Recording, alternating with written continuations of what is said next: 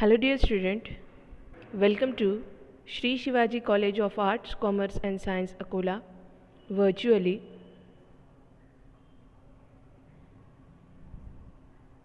I belongs to the Department of Chemistry.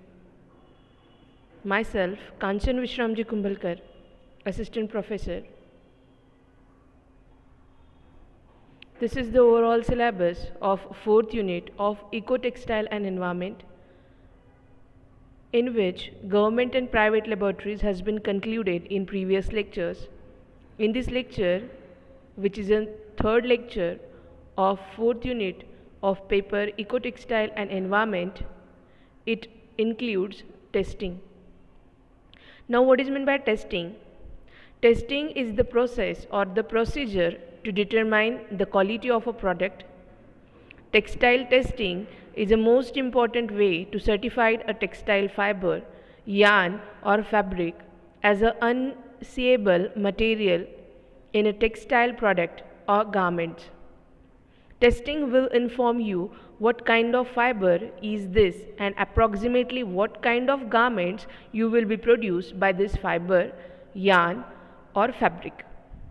Let's have a look basically how many textile testing is used to test textile fiber, yarn, fabric in the textile lab. There are two types of testing. First one is the routine process testing and second one is the quality record testing. Now second point is the objective of testing.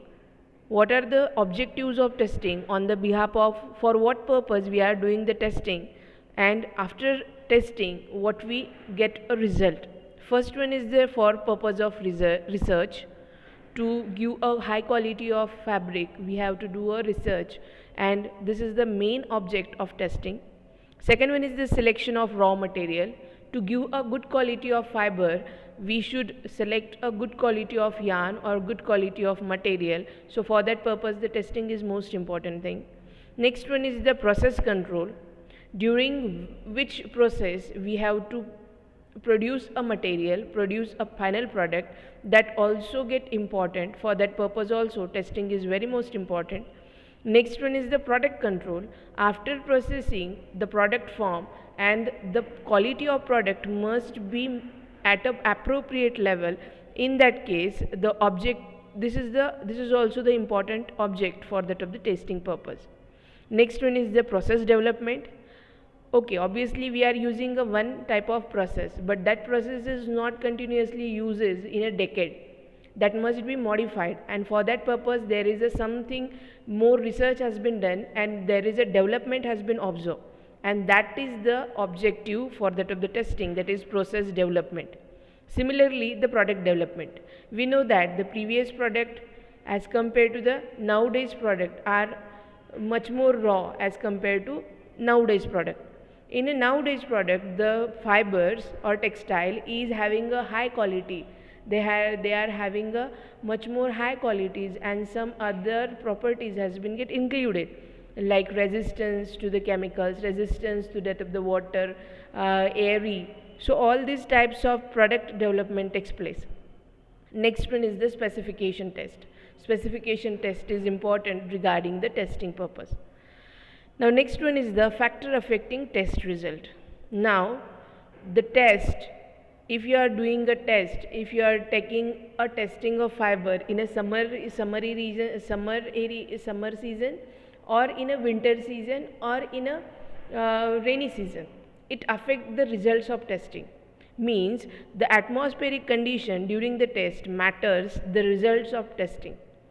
During testing what kind of condition has been maintained. Suppose you are testing a fiber in a rainy season. Suppose for example you are testing a cotton and it is in a rainy season. So obviously the weight of that cotton or the humidity of that cotton is countable.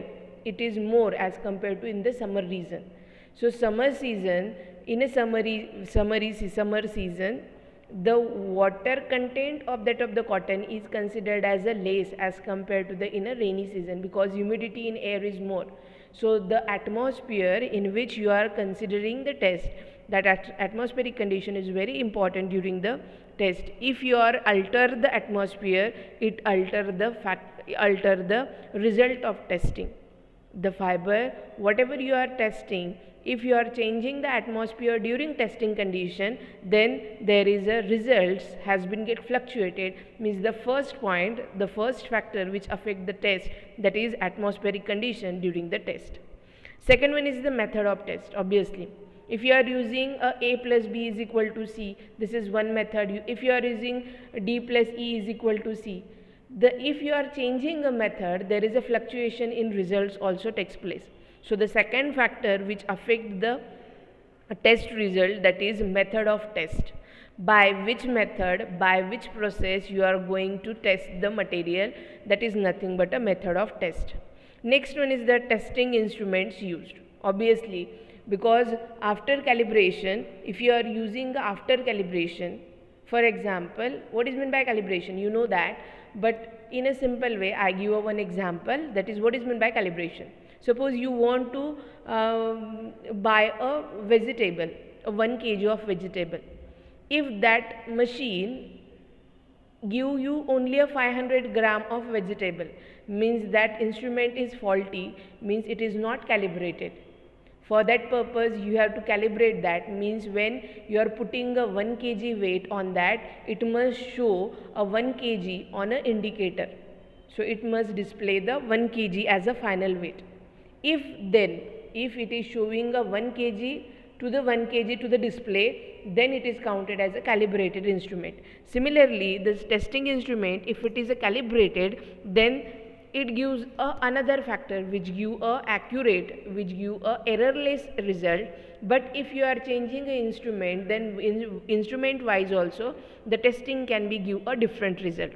Next one is the efficiency of technician. Obviously, if some person, if for example we want to just measure a 10 ml of water, if you just want to measure a 10 ml of water sample, 10 ml is a very minute quantity of water sample, but some people take a 11 ml, means for a 10 ml there is a 1 ml get differentiated, means about 10% inaccuracy or 10% error has been occurred there, and which is not a good one.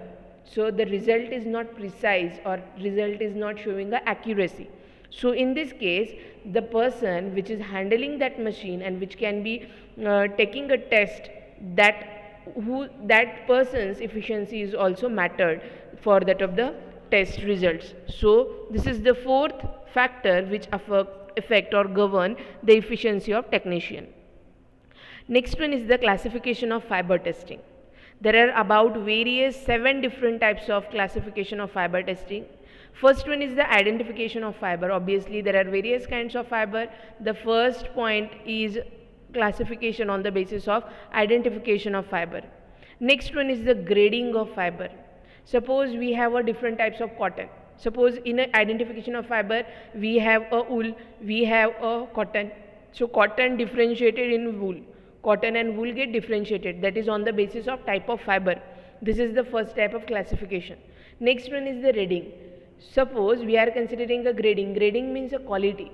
Suppose there are two types of cotton. One is very high threaded and second one is the very short, and it is having a pale yellow color. It is not completely whitish color.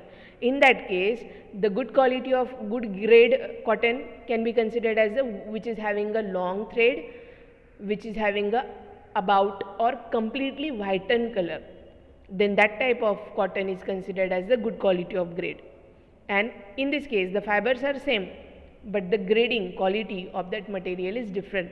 So this is also the criteria for the classification of fiber testing. On the basis of grading, you can differentiate the fibers for testing purpose. Next one is the color of fiber.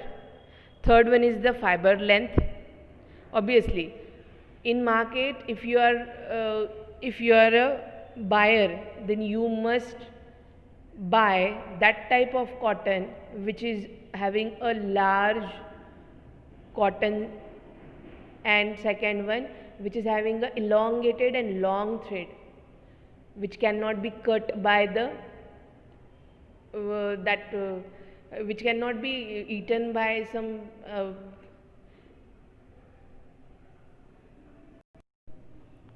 worm or something which has been during diseases, the disease has been sprayed on that of the fibers or cotton, etc.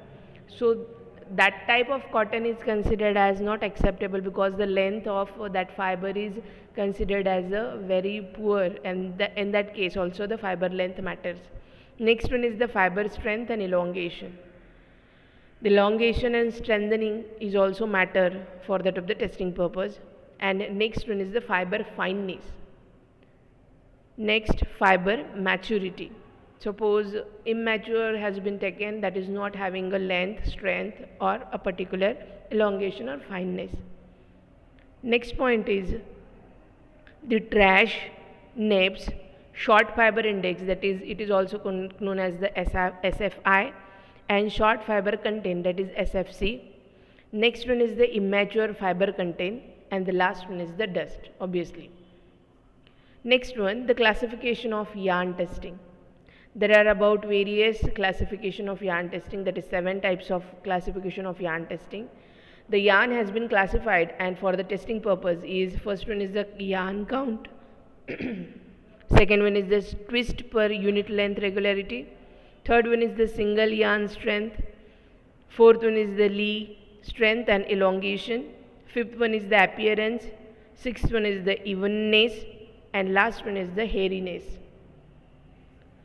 Next one is the classification of fabric testing. The classification of fabric testing is having about 20 points. First one is the strength and elongation. The fabric should be good strength and elongation, so that can be considered as a good quality of fabric. So the fabric can be tested on the basis of different 20 aspects. First one is the its strength and elongation. Next one is the length. Third, width. Fourth, thickness. 5, weight. 6, number of wrap yarn per unit length. 7th, number of webbed yarn per unit length. The count of yarn used. Design and construction of cloth.